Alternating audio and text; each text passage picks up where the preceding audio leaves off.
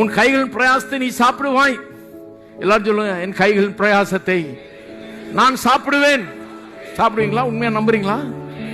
எங்கங்க சம்பாதிக்கிறேன் தான் பேரு, ஒண்ணு இல்ல. அதை நிறுத்துங்க. இல்ல அதுதான் உண்மைங்க. இல்ல அது உண்மையா இருக்கலாம், அது சத்தியம் இல்ல. சத்தியத்துக்கும் உண்மைக்கும் பெரிய வித்தியாசம் இருக்குது. உண்மைங்கிறது நடந்துகிட்டு இருக்கிற காரியங்கள், அதான் உண்மை. சத்தியம்ங்கிறது வேதம் சொல்ற காரியங்கள். இந்த உண்மையெல்லாம் சத்தியத்தினால் மாற்றப்படும். சத்தியம் நிலையானது, அது மாறாதது. சத்தியத்தை சொல்லுங்க. சத்தியம் என்ன சொல்லுது? என் கையின் பிரயாசத்தை நான் சாப்பிடுவேன். என்ன சொல்லுங்க? என் கையின் பிரயாசத்தை நான் சாப்பிடுவேன். எல்லாம் சொல்லுங்க, நான் நல்லா சம்பாதிப்பேன், நல்லா சாப்பிடுவேன், சந்தோஷமா இருப்பேன், திருப்தி அடைவேன். இது எதுக்கு தெரியுமா எழுதி இருக்குது? கர்த்தருடைய சித்தம் இதுதான். கர்த்தருடைய சித்தத்தை வெளிப்படுத்துகிறது இந்த வசனங்கள்.